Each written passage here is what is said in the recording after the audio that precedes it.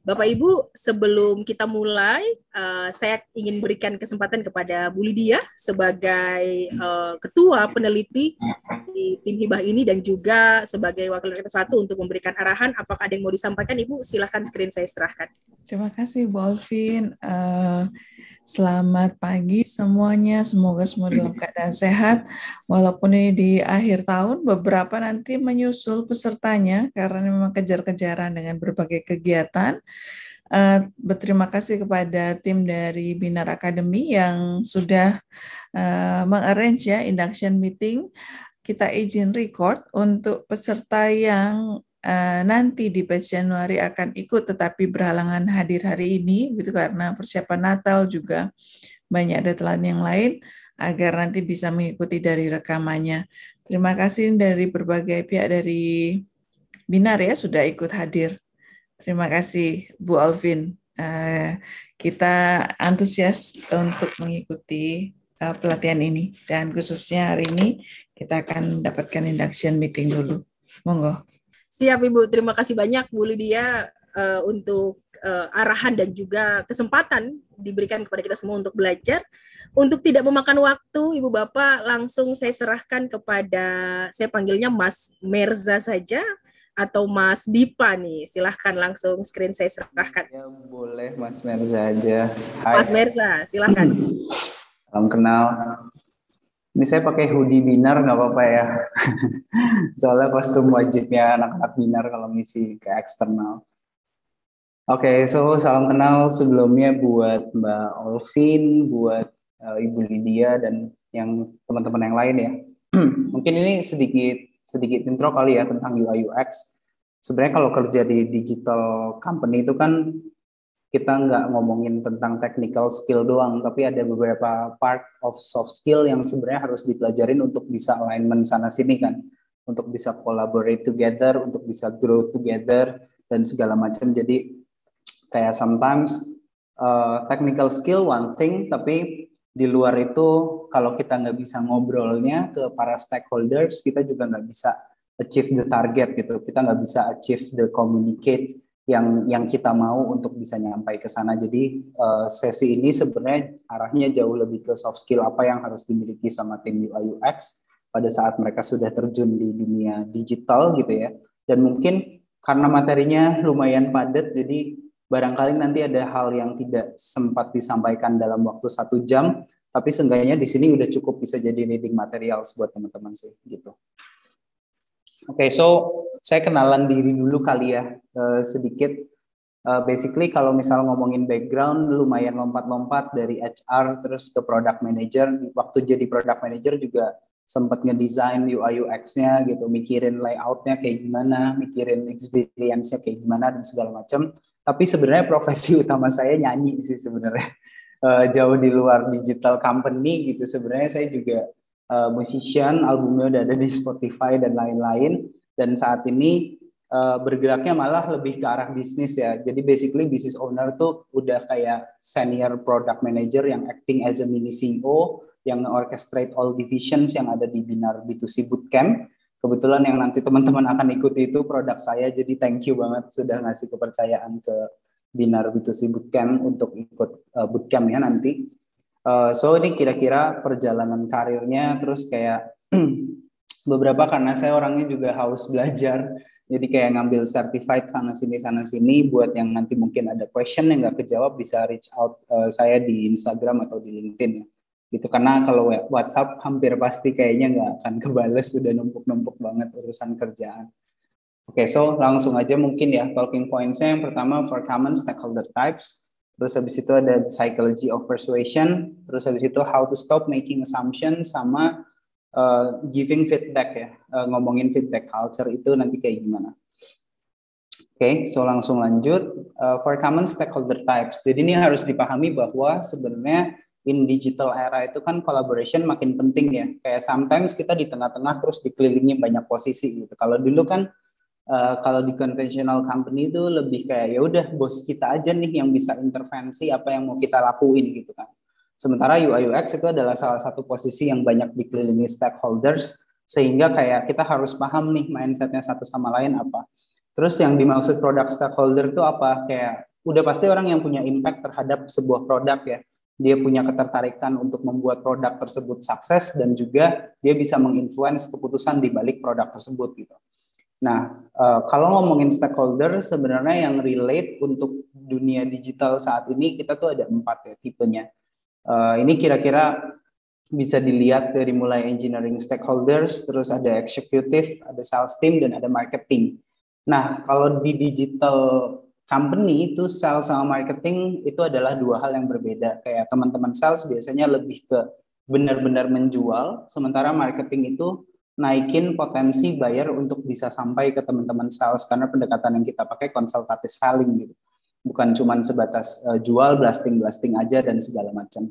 Nah, ini kira-kira common title-nya ya, karena biasanya kan pada saat masuk pertama kali ke startup, saya juga kebetulan dulunya di di BUMN juga ya, saya dulu di Telkom Property, terus tiba-tiba pas jump in ke startup tuh rada kaget lah, karena banyak istilah-istilah yang wah ternyata ada posisi ini, posisi itu gitu. Nah ini kira-kira listnya mungkin ya, yang nanti kalau misal teman-teman ngikutin UI UX Bootcamp tuh udah nggak nanya-nanya lagi, oh software engineer itu apa segala macam kayak gitu. Jadi ini listnya aja sih sebenarnya. Di engineering ya tim tech, tim IT gitu ya. Kalau di startup disebutnya tech gitu ya. Yang mungkin bahasa commonnya IT. Tim tech ada software engineer, ada quality engineer, sistem analis dan lain sebagainya. Nah, terus juga harus diingat bahwa UI UX juga punya korelasi sama executive stakeholder juga, which is kayak co-founders, investors, dan segala macam yang biasanya suka banyak request tentang desain, tentang layout, tentang website kita mau dibawa ke arah mana, dan segala macam. Terus di sales team juga, karena sebenarnya salah satu unsur UI UX kan jualan juga ya. Gimana caranya produk kita bisa dijual lewat layouting website, gitu, lewat layouting apps, lewat desain, lewat peletakan menu, peletakan feature, dan segala macam. Jadi kita harus collaborate-nya banyak pihak gitu. Termasuk di marketing stakeholder yang juga suka banyak irisan antara copywriting sama UX writing gitu kan.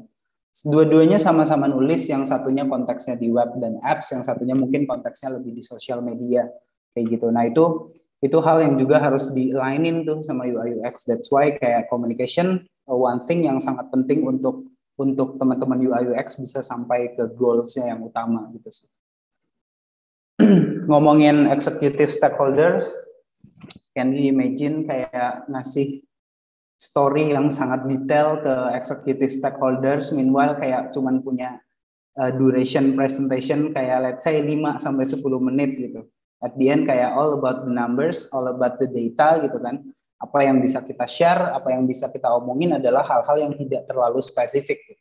Hal-hal yang tidak terlalu mutar-muter ngomongin kronologis dan segala macam gitu. Karena biasanya tim UI UX juga kalau misal present ke executive stakeholder tuh let's say kayak cuman punya waktu 5-10 menit, gimana caranya dia bisa nyampein ideation atau misalnya design exploration gitu ya, yang benar-benar bisa sampai ke tujuan gitu, dan pastinya tetap harus show a positive attitude kalau misalnya ngadepin orang-orang di high level gitu ya.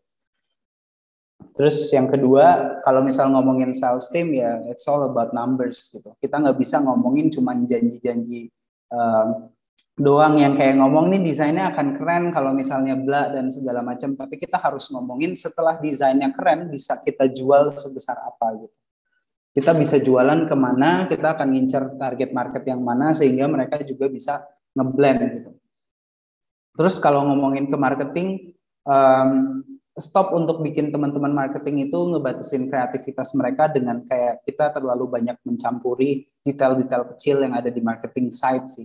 Kayak misalnya kopinya dan segala macam. Nah itu yang sebenarnya discussable untuk bisa diomongin dari sisi UX writing sama dari sisi copywriting. Gimana caranya biar konten yang kita publish ke let's say Instagram atau mungkin zaman sekarang TikTok gitu ya, atau LinkedIn dan lain-lain itu bisa nyambung dengan apa yang kita pampangin di website dan di apps gitu. Itu sebenarnya kuncinya alignment sama marketing stakeholders. Terus ngomongin berikutnya, psychology of persuasion. Ini sebenarnya kalau dari judulnya kelihatannya lumayan berat gitu ya, tapi tenang aja, saya akan coba sampaikan dengan bahasa sederhana mungkin. Intinya adalah Zaman sekarang di mana collaboration-nya itu udah makin kuat, kita nggak bisa lagi tuh adjusting the task, adjusting the goals gitu dengan sesuatu yang benar-benar directly gitu. Dengan sesuatu yang kayak lu harus kayak gini, harus kayak gitu. Nah, that's why kita perlu persuasive communication untuk menyampaikan instruction tapi tidak benar-benar kayak terkesan nyuruh gitu. Karena at the end of the day kayak banyak banget stakeholders tadi kan yang ngelilingin kan, tapi satu sama lain itu sebenarnya tidak menjadi atasan dan bawahan gitu. Semuanya tuh kayak setara gitu kan. Di startup kan banyak nganut kayak struktur jaring laba-laba gitu ya. Saya kayak UI UX di tengah atau product manager di tengah, terus dikelilingin stakeholder yang lainnya. Jadi kayak kita bisa two ways gitu arahnya. Nah, pada saat kita mau assign something atau kita mau nginfoin sesuatu itu kan banyak hal yang kayak ini bukan bawahan kita langsung nih, harus kayak gimana ngomongnya gitu biar nggak terkesan menginstruksi, biar nggak terkesan bossy gitu ya. Akhirnya perlu belajar si psychology of persuasion ini, ngomongin kayak pada hakikatnya ya sebenarnya psychology sendiri kan ilmu yang mempelajari tentang perilaku dan proses mentalnya manusia gitu ya, ngomongin gimana cara orang bisa berpikir sampai akhirnya menjadi sebuah keputusan dan lain-lain. Sementara si persuasion itu sendiri adalah hal yang akhirnya menciptakan agreement di benak orang lain dengan kita tanpa menginstruksi secara direct lah ya, secara belak-belakan dan segala macam. Ini ada beberapa case study-nya, the mind reading, double bind, dan lain sebagainya. Ini saya breakdown satu persatu kali ya. Oke, ini contohnya yang mind reading. Kayak kalau teman-teman lihat example-nya, kayak excited banget kelihatannya, Pak, pasti nggak sabar buat mulai produk baru. Ini terkesan kayak kita tuh pada saat ngomong, oh nih orang paham banget gitu. Kemarin tuh gue lagi seneng-senengnya, terus dia paham. Padahal ini kan sebenarnya something yang general gitu. Yang tanpa kita harus membaca pikiran tuh kita udah bisa nerka lah ya.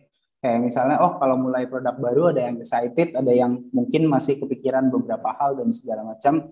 Ya dari sisi kita sebagai praktisi yang menggerakkan si design elaboration itu ya, dari sisi UI UX kita juga harus bawa feelingsnya, harus bawa spirit positifnya, bahwa ini tuh layak jual, bahwa ini tuh akan ningkatin marketing values-nya lagi dan segala macam. Terus yang kedua, double bind. Ini tuh basically kayak kalau kita mau ngajakin meeting atau brainstorming gitu. Sebenarnya dari sisi kita cuma punya waktu Senin sampai Kamis, Senin atau Kamis gitu ya. Tapi dari statement ini seolah-olah kita tuh demokratis sekali gitu, kayak menurut lu nih kalau di startup kan pakainya lu gua ya. Jadi saya pakai contohnya pakai lu gua gitu. Ya, menurut lu mending kita brainstorming hari Senin atau Kamis, padahal secara tidak langsung kita tuh memang nggak bisa di hari Selasa, Rabu, dan Jumat. Tapi karena kita ngasih dua pilihan ini, seolah-olah impressionnya secara psychology itu orang akan melihatnya kayak, wah demokratis sekali, gue dikasih pilihan nih gitu, Senin atau Kamis, padahal mah sebenarnya enggak gitu ya. Ini biasanya saya pakai kalau misal mau ngajakin brainstorming di after office hour atau weekends. Jadi kayak kita nggak punya cukup banyak waktu nih di jam kerja, kira-kira lebih baik brainstormingnya di after office hour atau pas hari Sabtu besok gitu. Padahal kan dua-duanya nggak ada yang enak ya. Cuman karena kita menyampaikannya dengan persuasif, jadinya orang akan lebih wise untuk menerimanya. Terus conversational postulate, basically ini kayak ngingetin seseorang untuk melakukan sebuah action tanpa terkesan mengingatkan gitu. Jadi dia kayak nanya gitu. Ini tuh sama kayak kalau kita nanya ada pulpen nggak ya, terus tiba-tiba orang gerak ngasih pulpen gitu kan. Atau misalnya kita nanya pintu depan udah ditutup atau belum ya gitu. Kalau misalnya orang tiba-tiba mengarah ke pintu depan, berarti kan sebenarnya goals kita udah tercapai ya. Kita sebenarnya minta dia nutup pintu, cuman dengan bahasa kita nanya pintunya udah ditutup atau belum gitu. Nah, ini salah satu collaboration words yang bisa dipakai di dunia digital juga, di digital era ya. Kayak let's say mau ngingetin untuk kirim email, untuk nge-build data dan segala macam, kita bisa questioning aja gitu tanpa harus kayak bilang emailnya minta tolong dikirim sekarang gitu. Biasanya pada saat ditanyain kayak gini ya orang langsung bergerak kirim email kan. Padahal kita cuma nanya kayak udah di-build and di-share atau belum ya data yang gue minta kemarin, dan udah di-share ke email atau belum gitu.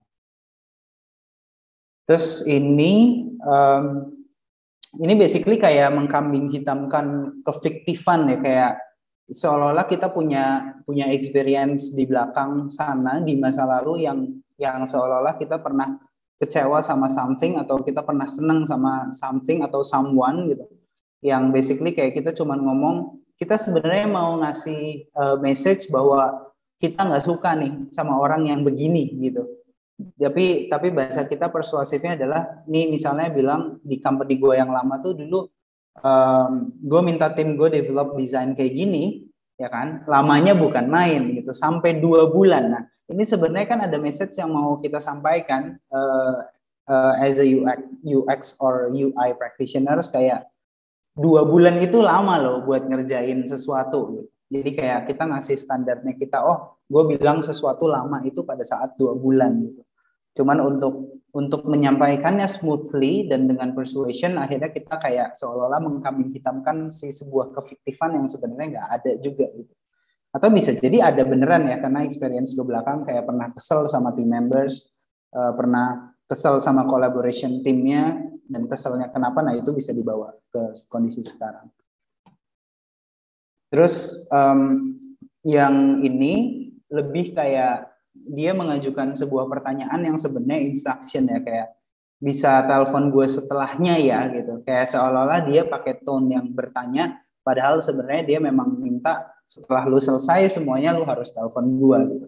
Itu bentuk efektifnya yang bisa ditranslate ke persuasif kayak gini. Terus yang terakhir ini kayak kalau banyak orang yang suka, nggak tahu ya, gue suka nemuin teman saya tuh bikin folder di laptop terus tulisannya jangan dibuka, malah pingin buka nggak sih? Kayak, nah itu sesuatu yang sebenarnya bisa dipakai kalau kita tuh mau bilang ke orang, let's say kayak lu pikirin sekarang juga gitu. Nah itu tuh bisa kayak dibilang jangan dipikirin sekarang, campaign untuk fitur Z nanti dibawa santai aja. Nah sebenarnya ini adalah instructionnya tuh kebalikan dari kata jangannya itu. Maksudnya ya udah pikirin sekarang gitu, tapi dengan tone yang kita sampaikan jauh lebih akan persuasif. Oke, so sebelum lanjut ke poin berikutnya, karena udah 2 talking points dari tadi lumayan ngebut ngebawainnya, just make sure dari tadi penjelasan saya clear nggak, atau ada yang mau ditanyain? Kalau saya clear, Mas Mercy. Clear ya, benar clear ya. Oke. Wah, menyenangkan. Dari yang lainnya ada komen, ada pertanyaan, ada tanggapan mungkin. Oh ini saya baru baca komen sama-sama penyanyi bisa duet. Oh iya benar Bu Lydia, nanti kapan-kapan duet. Oke, nggak ada lagi kayaknya ya. Kalau nggak ada, kita ngomongin how assumption itu bisa ngeganggu pemikiran kita, bisa ngeganggu proses kolaborasi kita dan lain-lain. Biasanya kan kadang kalau di UI UX tuh nanti teman-teman akan belajar di bootcamp ada istilah design exploration ya.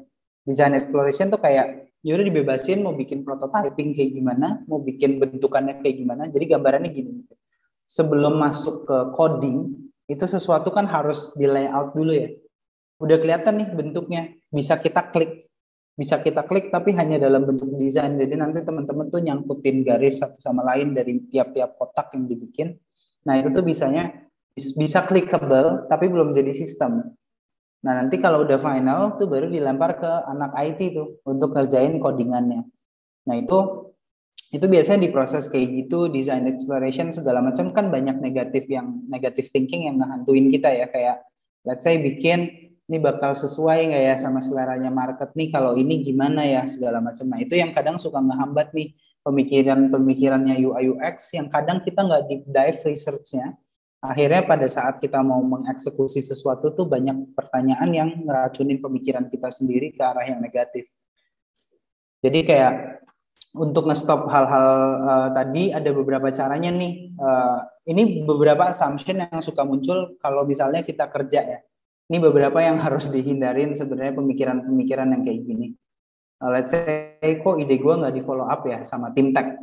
Kayaknya ide gue jelek deh. Nah, ini yang suka tim UI UX kepikiran nih di dalam mindsetnya, yang kadang suka bikin akhirnya ngehambat kerjanya sendiri. Terus misalnya, pahamlah dia gini doang, kan udah disosialisasi juga lagian. Nah, ini kebalikannya, ini malah kepedean nih. Padahal kita masih terlalu self-centric ngomongin pemahaman orang yang sebenarnya tidak sama dengan pemahaman yang kita punya. Terus yang ketiga kayaknya kalau gue tambahin fitur X nggak akan kepake juga deh buat user, padahal dia belum melakukan user research. Terus ini tuh udah solusi paling tepat buat mereka, kata siapa, padahal validasinya belum ada. Terus yang terakhir, dia kok nggak respon ya, kayaknya dia nggak suka deh dengan cara penyampaian gue. Nah, hal-hal kayak gini yang kadang membunuh kita untuk lebih kreatif, hal-hal kayak gini yang akhirnya membunuh kita untuk nggak ngobrol. Karena kita terlalu cepat ngambil kesimpulan yang padahal self-centric gitu. Padahal kita hanya berkaca pada diri kita, pada kelompok kita, belum tentu market itu suka dengan apa yang kita bikin. Belum tentu user itu merasa berguna atau tidak berguna dengan sesuatu yang kita pikirin. Hal-hal yang kayak gitu yang sebenarnya perlu divalidate kan. Kalau misalnya, makanya judulnya How to Stop Making Assumption, karena sometimes assumption ini bisa ngarahin kita ke hal-hal yang stuck gitu. Nah, terus steps-nya kayak gimana biar bisa stop making assumption? Yang pertama ya udah harus pasti mempelajari bagaimana caranya, kalau ini lebih kayak meyakinkan banyak orang gitu ya. Jadi kita harus banyak-banyak ngelempar questions untuk bisa memvalidasi apa yang kita pikirin gitu, dan kita juga harus listen with your full attention biar benar-benar paham concern-nya user itu apa. Kalau misalnya research itu benar-benar digali terus sampai kita bisa benar-benar tahu fitur yang tepat apa buat kondisi mereka, buat kesulitan mereka, gitu kan. Kita harus bandingin juga sama competitors. Kenapa? User itu banyak yang pakai produk bla, gitu, produk B, produk C dan segala macam. Apa yang mereka suka dari produk-produk tersebut? Apa yang mereka nggak suka? Gitu. Sehingga itu semua bisa di-gather information-nya untuk kita bisa bikin produk yang memang sifatnya udah nge-combine tuh apa yang orang suka dan apa yang user nggak suka.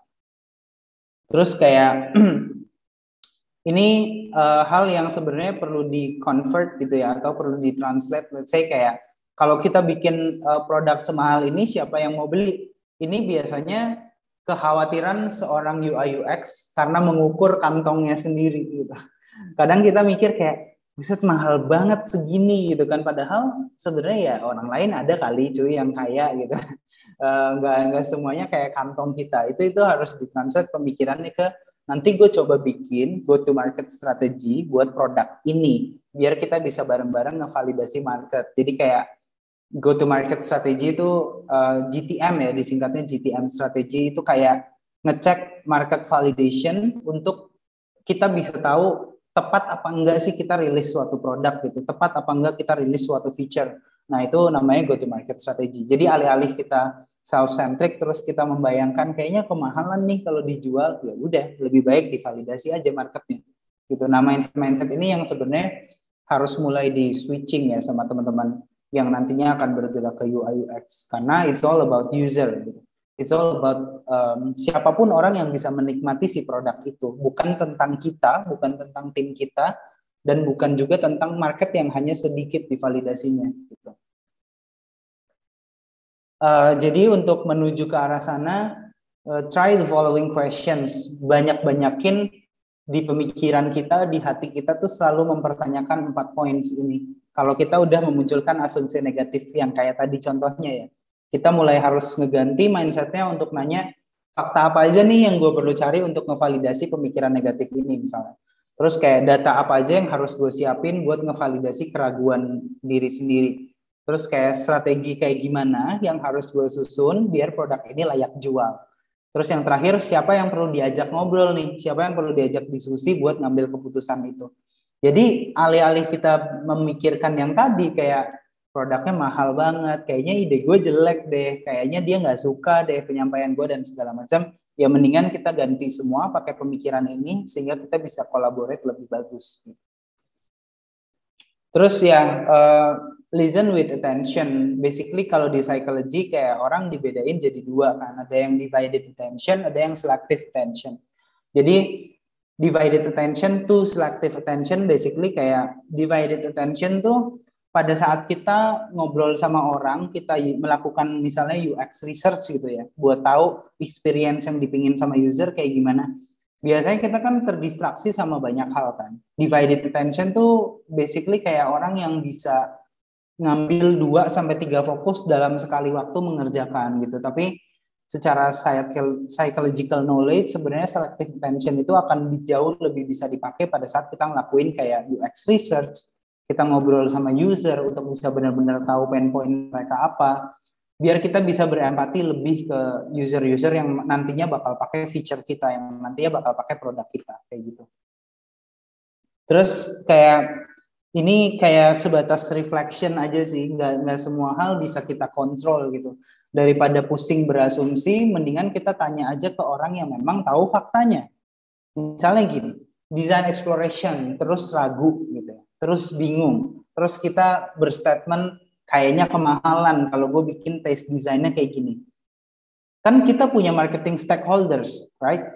Kayak kita punya mereka untuk bisa memvalidasi market. Nah, itu tugasnya kayak UI UX bisa ngomong tuh ke marketing stakeholders kayak, tim marketing, gue butuh dong kayak kalian ngevalidasi market dengan kita punya coloring yang kayak gini, dengan kita punya feature yang nantinya misalnya let's say kayak diklik dari menu yang paling atas, terus patterns kita mau dibikin Z patterns misalnya kalau di UI UX tuh. Kira-kira gimana nih dengan kondisi market hari ini masih seksi nggak sih buat diadopsi? Nah gitu-gitu kan sebenarnya kita nggak semuanya harus mengerjakan sendiri kan, karena kita punya stakeholder yang lain yang bisa kita utilize. Yang penting nggak berasumsi dulu, kalaupun berasumsi kita harus paham bahwa asumsi itu bisa divalidasi lewat bukti-bukti yang memang orang tersebut punya ranahnya kayak gitu. Terus ya udah sebenarnya kalau ngomongin product management ya basically kan cycle-nya udah jelas dari mulai ideation, terus kita ngambil hipotesis apa aja dan segala macam, terus kita masuk ke exploration, ke design gitu, habis itu experimentation, pivot or persevere gitu, kayak mau balik lagi ke ideation yang baru atau ya udah kita jalanin dengan proof hypothesis yang memang kita udah yakin ke arah sana. Nah, semua ini proses validasi yang nanti teman-teman akan pelajarin di UI UX Bootcamp lebih detailnya sih. Terus ya udah, basically semua bentuk assumption sebenarnya bisa disiasati dengan kita align sama tim lain gitu ya, dengan kita ngobrol sama engineering team, dengan kita ngobrol sama marketing team, dengan kita ngobrol sama sales team dan lain-lain untuk kita juga bisa tahu, kita juga bisa aware bahwa nggak semua knowledge harus kita punya gitu. Kita tuh ranahnya ada di berperan sebagai arsiteknya sebuah produk gitu ya di UI UX. Karena kita arsitek, tugas kita adalah mengarahkan orang juga untuk bisa nge-gather data yang berguna buat kita mengambil keputusan tentang desain. Itu yang perlu diingat sih. Kayak don't think complicated kalau misalnya sebenarnya simple. Simpelnya kenapa? Karena kita bisa utilize tim lain untuk kita ngambil keputusan. Kira-kira kayak gitu sih. So stop your assumption. Ya udah, lebih baik kita moving ke validation gitu. Kita validate semua hal yang jadi pemikiran kita, bisa lewat tim lain, bisa lewat tim kita sendiri, tergantung ranahnya nanti ada di mana.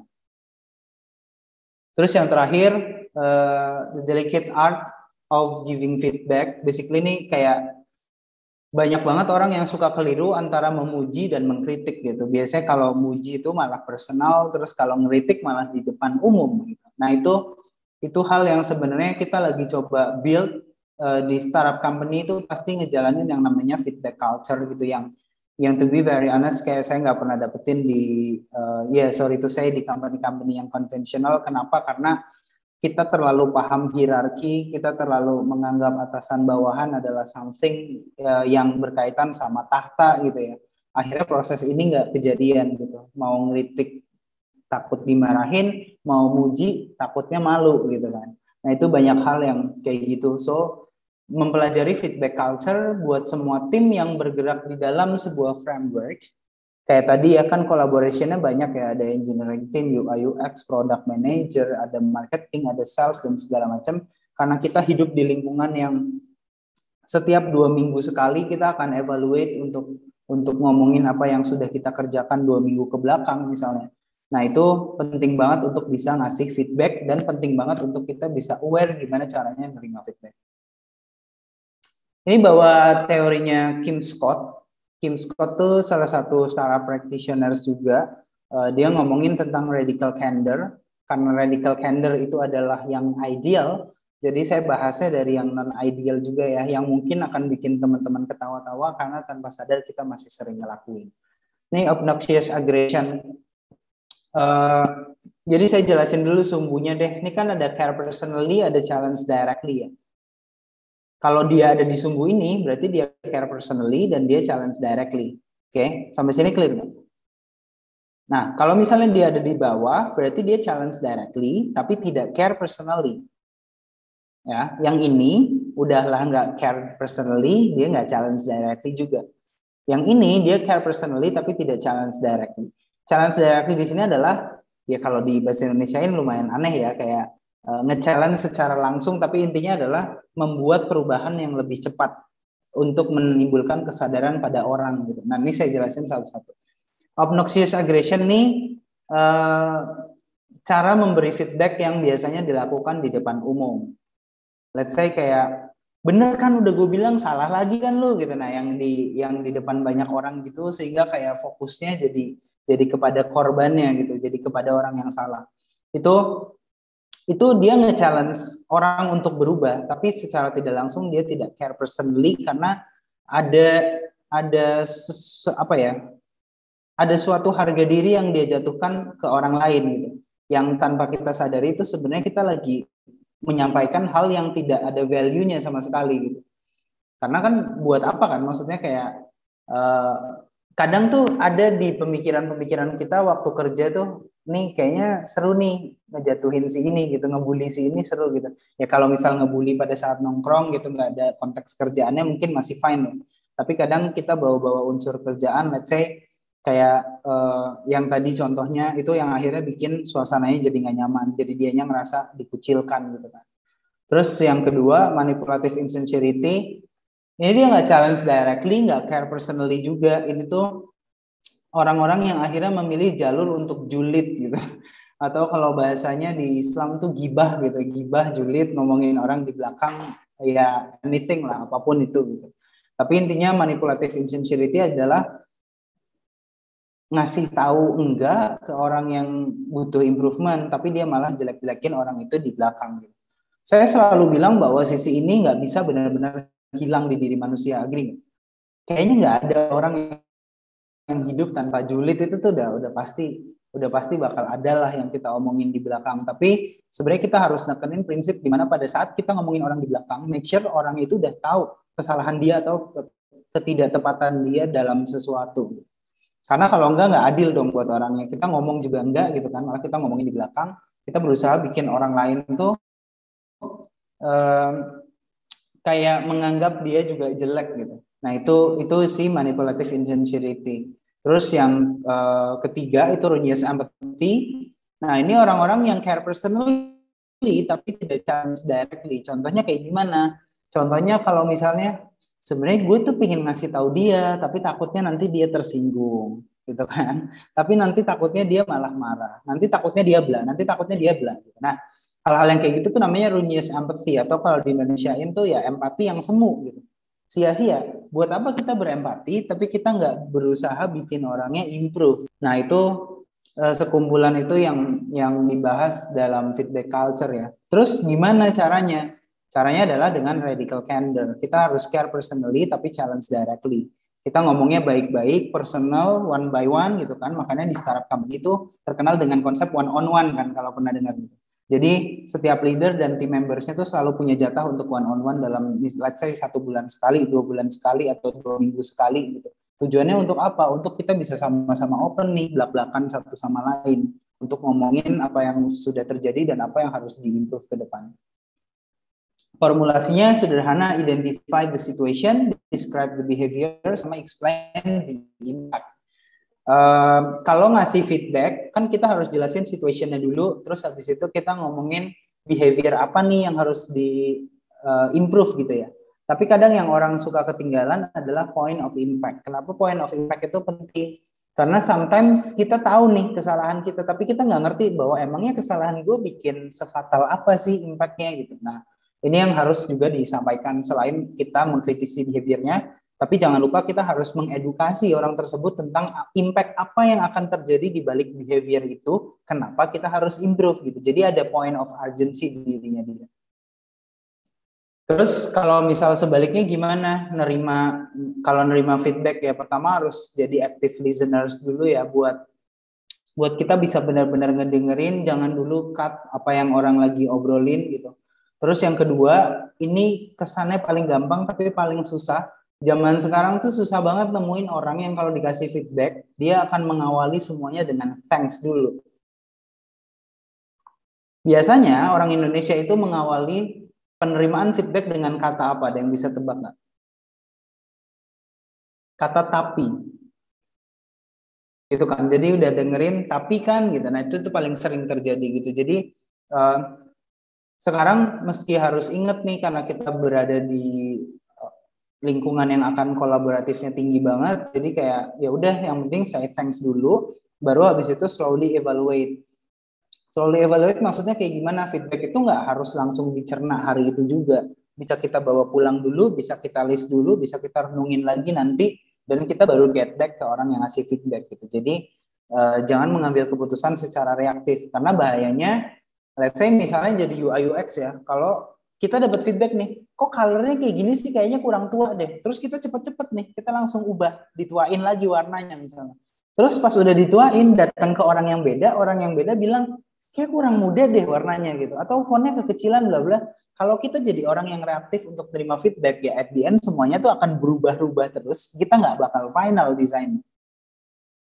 Itu yang terjadi kenapa kita perlu selalu di-evaluate. Terus yang terakhir adalah be mindful. Sebenarnya ini adalah tahapan di mana pada saat kita sudah merasa improve terhadap feedback yang kita terima dari orang lain, kita bisa jump in lagi, kita bisa get back lagi ke orang tersebut untuk nanya, dari feedback lo kemarin, gue udah coba melakukan A, B, C, D, E. Menurut lo, sekarang lo lihat gue gimana? Ada perubahan nggak?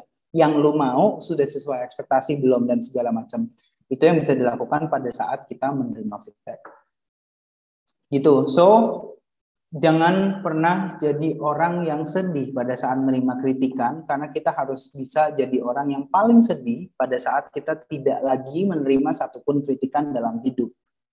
Tandanya orang sudah tidak care lagi tentang kita, orang udah nggak pingin tahu lagi tentang kita, sehingga nggak ada kritikan lagi yang masuk. Jadi sometimes masalah itu nggak berubah, cuman kedewasaan kita yang menyikapi itu yang bertambah. So kira-kira gitu materi dari saya, Melza Dipa. Thank you. Kalau ada pertanyaan silahkan. Wah, terima kasih banyak Pak Mas Mezra. Iya, Menarik sama-sama. sekali. Terdengar dikaji dengan sangat simpel sehingga mudah sekali kita mengerti. Yang paling penting adalah kita mampu melakukan ya, itu bagian terpenting dan konsisten, karena bicara tentang hal tadi itu bagaimana kita merespon, bagaimana kita mengkaji kritikan. Karena saya pribadi pun juga kalau boleh berterus terang, bagian dari kritikan itu selalu saya lupa dengan menyebutkan kata thank you di depan, karena bagi saya adalah bagi saya kritikan itu perlu saya kaji. Ini memotivasi saya atau memang sengaja menjatuhkan saya nih? Nah itu cara berpikirnya ya yang perlu diubah berarti. Betul. Bapak Ibu silakan, kebetulan Mas Merza sudah di room. Apakah ingin bertanya? Sudah hadir juga Pak Freddy Chia. Silakan kalau mau menyampaikan pertanyaan, screen saya serahkan. Iya, salam kenal buat tadi yang belum kenalan ya. Kita masih punya 20 menit, jadi kalau mau explore apapun, ya feel free.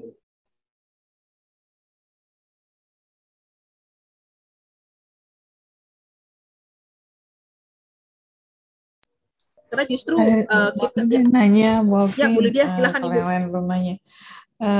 Mas Merza ikut ke UI UX gini, apa sih yang paling tantangan gitu yang paling banyak dihadapi sama terus overcome-nya gimana tuh?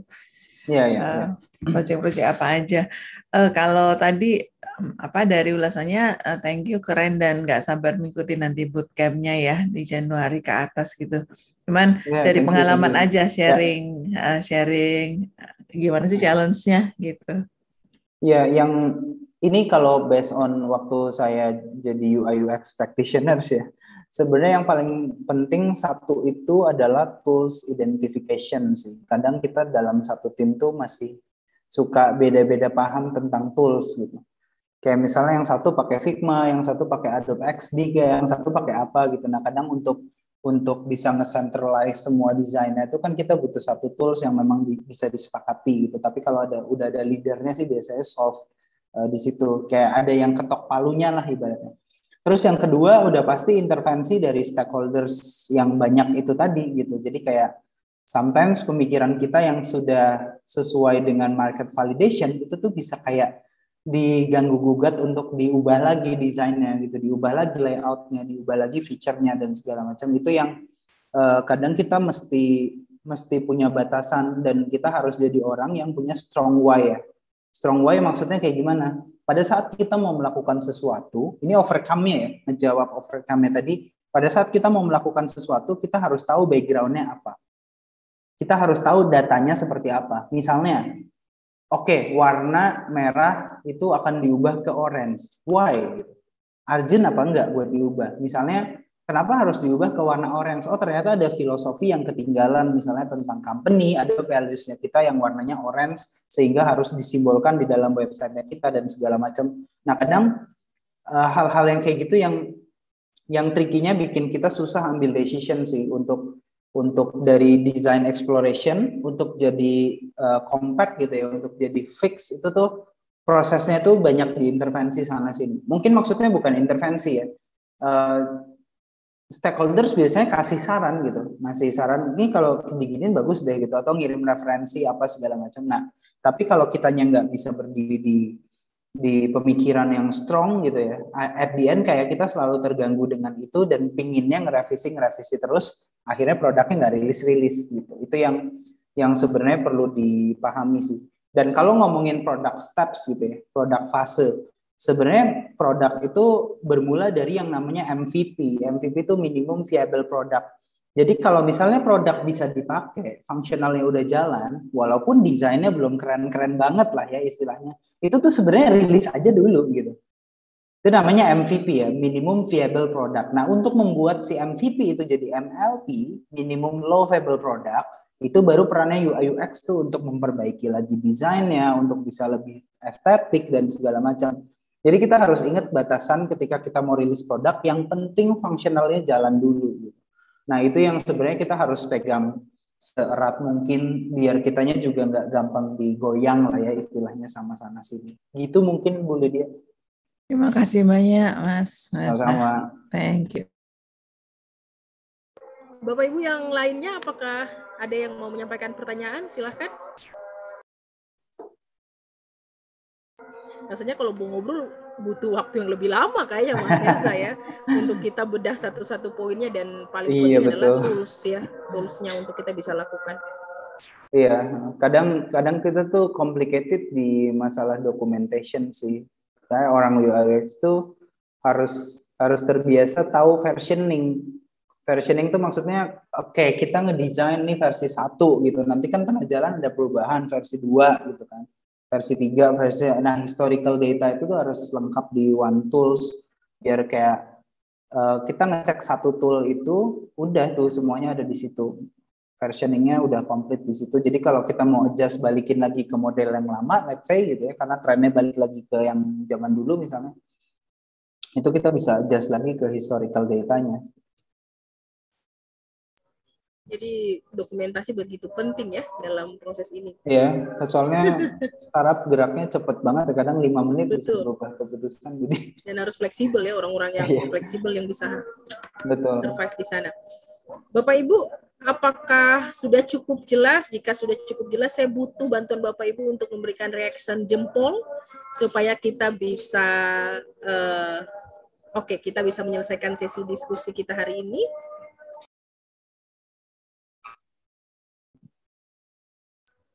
Oke, rasanya baru Bu Lydia nih, Ibu Bapak yang lain apakah sudah clear?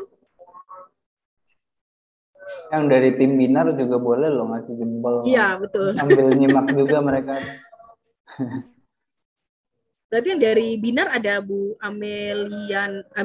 Amelina sama Ibu Novaldi atau Bapak Novaldi ya? Iya, betul. Sama Bu Miftah ya, Pak Miftah ya. Oke, siap. Oke, semuanya saya rasanya sudah paham dengan apa yang tadi disampaikan oleh Mas Mirza. Bapak Ibu, sebelum kita menutup sesi diskusi hari ini, kita saya rasa perlu mendengarkan closing statement dari Mas Mersa untuk Oh, mengakhiri ada lagi. sesi hari ini, ya.